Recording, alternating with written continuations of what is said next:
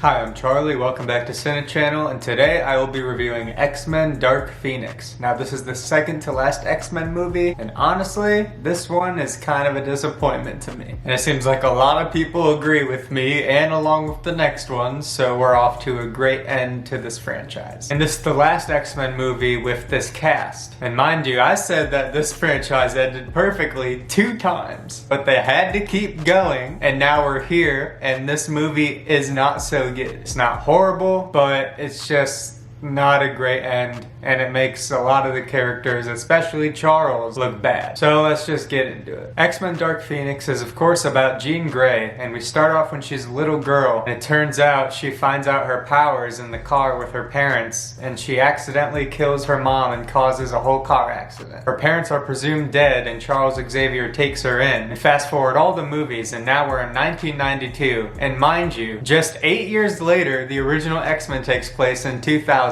This is what Charles and Eric look like in that X-Men movie. And just 8 years before that, in this movie, this is what they look like. So yeah, like I said, the X-Men timeline is all over the place and all messed up and just nothing makes sense. And I just wanted to get that out of the way because that is one of the biggest things for the past 30 years. Eric and Charles have looked the exact same. I don't know what's going on with the mutant aging process. But anyway, they're on this mission where they actually go to space. The X-Men are in space now. This is a big sign that the franchise is turning bad. I don't actually mean that, but that just usually happens when franchises go long. Time to go to space. But Jean Grey gets hit with this cosmic entity, the Phoenix, the Dark Phoenix. And so throughout the movie she starts to change and she becomes more powerful and can't control her powers. And then we find out that Charles Xavier has been hiding the fact that she only killed her mom but not her dad, because her dad didn't want her, so Charles Xavier just told her that her dad died, so they had to take her in. But Charles has been lying all this time because her dad's alive. And so obviously that makes her mad and makes Charles look like a bad guy. When it's half and half, like I understand where she's coming from and I understand why Professor X did that. So it's a tricky situation. But between Logan and this, I don't know what they're doing with Professor X, man. So Jean goes out of control and they try to stop her. And Mystique really tries to stop her and gets up close with her. And then Mystique dies. And that's another indicator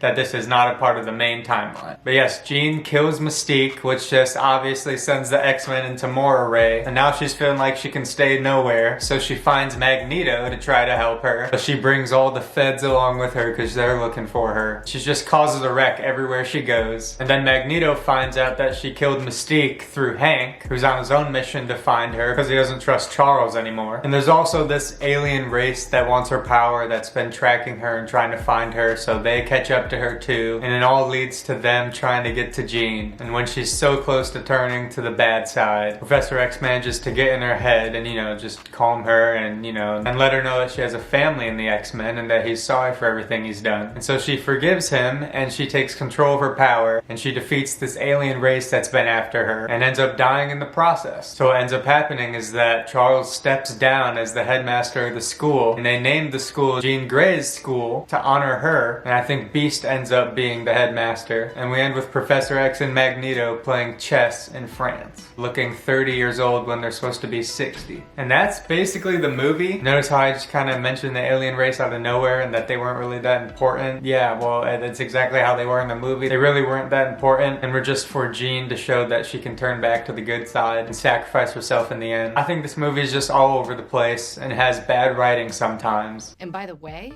the women are always saving the men around here. You might want to think about changing the name to X-Women. Some character decisions that just don't make sense, like randomly killing off Mystique. And I just think this movie tries to deconstruct Professor X a little too much. Also, Magneto gets thrown around by Jean. I mean, I guess that's the point, but still, it's like, damn, alright, so you're just messing with all the characters now. I just, once again, don't know why this movie exists. Especially because, to my knowledge, we don't even really get to see the Dark Phoenix, like the big bird that we see at the end of the original X-Men trilogy, rising in the water at the end. I'm assuming they wanted to make this movie to finally explore that, and they still never showed us it. Just Jean with yellow eyes and seemingly getting stronger and darker. So yeah, this movie came out in 2019 and kind of ended the whole X-Men franchise right there, except the last New Mutants one. That one just kind of solidified the end of the franchise. I was not that big of a fan of this movie. I think it's emotional and I think it's more darker, and I appreciate that tone more. And they definitely had an idea and maybe a good concept. The execution was not there. All the other X-Men just kind of felt in the background and that they really had no purpose. X-Men Dark Phoenix did not work for me. Not horrible. It has a lot of good action sequences. Still a lot of variety of different X-Men and interesting deconstructions and plot lines. It just didn't all come together well, and it just doesn't have a reason to exist. So I give this movie a 6. We have one more movie to go, and I enjoy the X-Men franchise. I'm just ready to do other types of videos. After the New Mutants, I will be doing a ranking of all the X-Men movies, including the 3 I didn't review. That's because I just started this YouTube channel when I was on X-Men Origins Wolverine. But anyway, see you on the 26th. Thank you for watching. Hopefully you liked it. Have a Cine day.